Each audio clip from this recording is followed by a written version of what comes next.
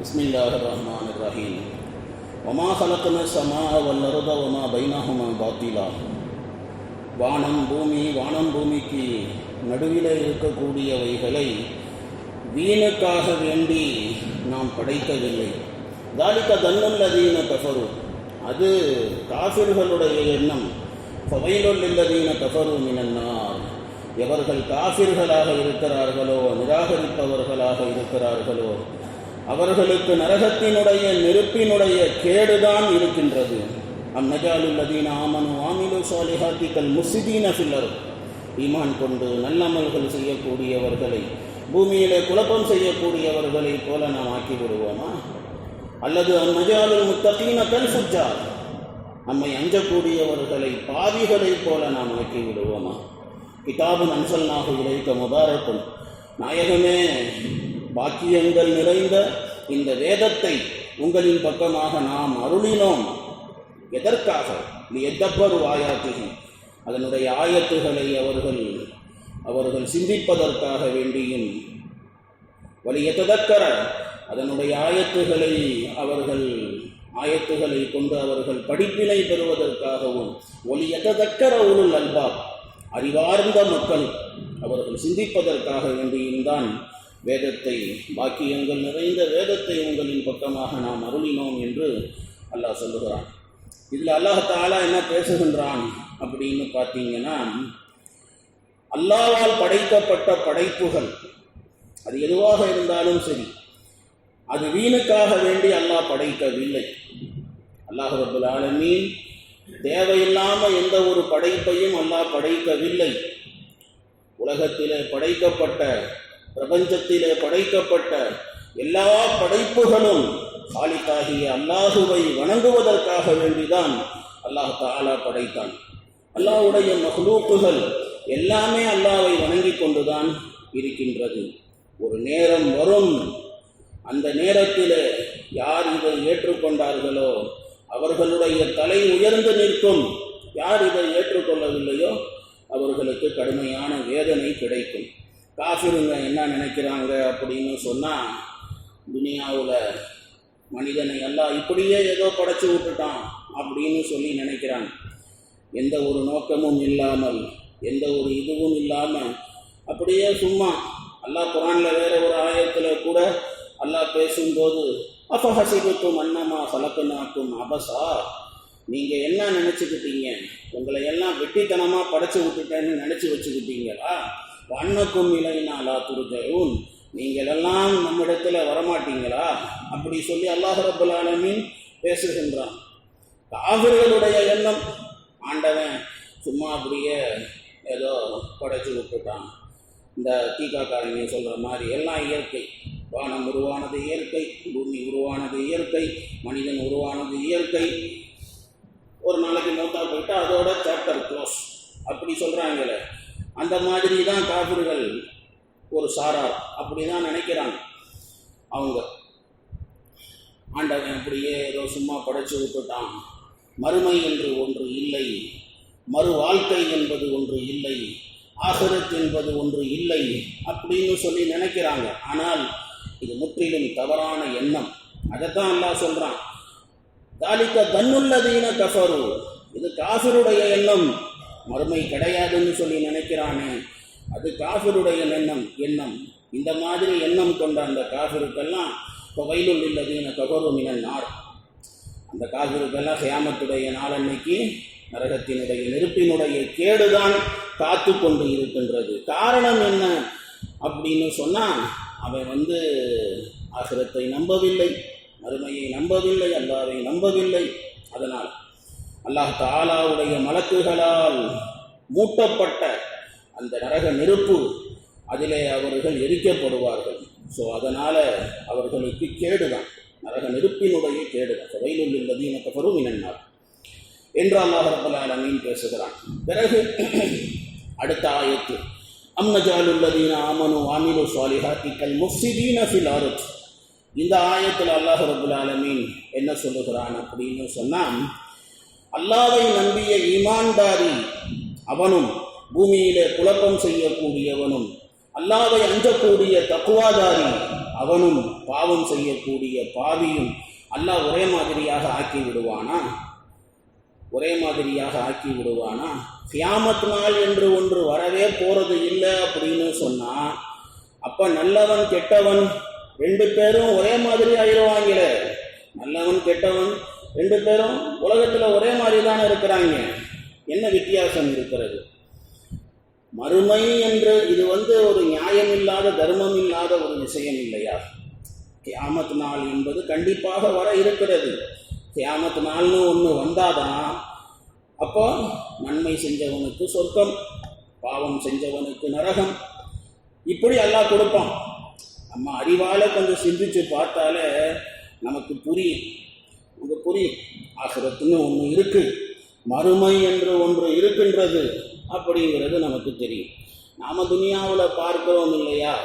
எவ்வளவோ அநியாயக்காரனுங்க, எவ்வளவோ பாவம் பண்ணுறவங்க, ஆனால் உலகத்தில் பார்த்தால் நல்லா தான் இருக்காங்க. நிறைய பேர் நம்மக்கிட்டையும் சொல்கிறாங்க, அநியாயம் அவ்வளோ பண்ணுறான், இவெல்லாம் துனியாவில் எப்படி இருக்கான் பாருங்க அப்படி சொல்லி. இருப்பான் தான்.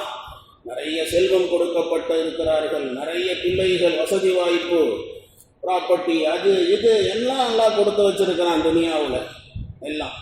அதனால் என்ன, அவன் ரொம்ப நல்லவன் அப்படிங்கிறதுனால அந்த மாதிரி ஆகிடுமா? கிடையாது. அல்லாஹ்வை ஈமான் கொண்ட தக்வாதாரி, பரிசுத்தமாக இருக்கக்கூடியவன், பத்தினித்தனமாக இருக்கக்கூடியவன், அவன் பார்த்தா துனியாவில் ஒவ்வொரு நயா பைசாவுக்கு கஷ்டப்படுறான். எவ்வளவோ கஷ்டங்கள், இந்த கஷ்டம் இந்த கஷ்டம், ஒரு கஷ்டம் போன அடுத்து போன அடுத்து, ஒரே நேரத்தில் பல கஷ்டங்கள், பல சின்னல்கள், சிக்கல்கள் எவ்வளவோ அனுபவித்து கொண்டு தானே உலகத்தில் இருக்கின்றார்கள்.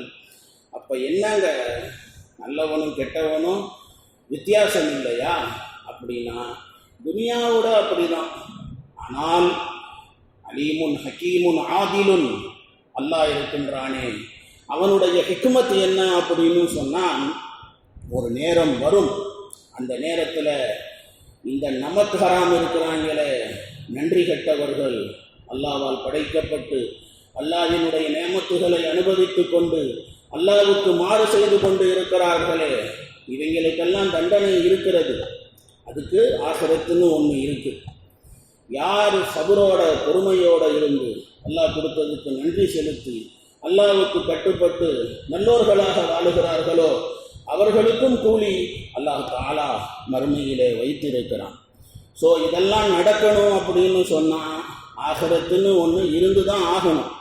ஆகிரத்துன்னு ஒன்று இல்லை அப்படின்னு சொன்னால் அப்புறம் ஒரு வித்தியாசமும் இல்லாமல் போயிடுமே. இந்த உலகத்துக்கு அப்புறம், இந்த வாழ்க்கைக்கு அப்புறம் இன்னொரு வாழ்க்கை என்பது அது நிச்சயமாக இருக்கிறது. நமக்கு குர்ஆன் கொடுக்கக்கூடிய தாலீம் அதுதான். குர்ஆன் ஷரீஃப் இருக்கிறதே அதைத்தான் நமக்கு கற்றுக் கொடுக்கின்றது. நல்லவர்கள் இருக்கிறார்களே அவங்க மறுமையில் நல்லா இருப்பாங்க, தீயவர்கள் அவங்க மறுமையில் நரகத்தில் இருப்பார்கள். இது நமக்கு குர்ஆன் ஷரீஃப் சொல்லுகிறது. அதனால தான் அல்லாஹ் ரப்பல் ஆலமீன் அடுத்து உடனே அல்லாஹ் தஆலா ரசூலுல்லாஹ் இடத்துல அல்லாஹ் சொல்லுகிறான், கிதாபுன் அன்ஸல்நாஹு இலைக்க முபாரக்குன், நாயகமே பரக்கத்துகள் நிறைந்த பாக்கியங்கள் நிறைந்த இந்த வேதத்தை உங்களுக்கு நாம் அருளினோம். எதற்காக அருளினோம்? லியத்தப்பரு ஆயாத்திஹி, அந்த குர்ஆனில் இருக்கிற ஆயத்துகளை எல்லாம் கொண்டு அவர்கள் படிப்பினை பெறுவதற்கும், வலி யததக்கர உலுல் அல்பாப், அறிவார்ந்த மக்கள் அவர்கள் சிந்திக்க வேண்டும், அவர்கள் சிந்தித்து அவர்கள் உபதேசம் பெற வேண்டும் என்பதற்காக வேண்டிதான். அதனால தான் ஹஜ்ரத் ஹசன் பிஸ்ரி ரஹ்மத்துல்லாஹி அலைஹி அவர்கள் சொல்லுவார்கள், குர்ஆன் ஷரீஃபினுடைய வார்த்தைகளை மனனம் செய்து கொள்கிறார்கள், குர்ஆன் படித்து அமல் செய்வது கிடையாது, குர்ஆனை சிந்திப்பது கிடையாது, குர்ஆனிலே அல்லாஹ் என்ன சொல்லி இருக்கிறான் அப்படிங்கிறத அதை பற்றி கவலைப்படுறதும் கிடையாது. குர்ஆனில் என்ன இருக்குது, ஏன்னா நம்ம லாங்குவேஜ் இல்லையே இது. குர்ஆன் என்ன தமிழ்லையா எழுதப்பட்டிருக்கிறது? அல்லாஹ்வால் அருளப்பட்ட குர்ஆன் அது அரபு மொழியிலே எழுதப்பட்டிருக்கிறது, அரபு மொழியிலே கொடுக்கப்பட்டிருக்கிறது.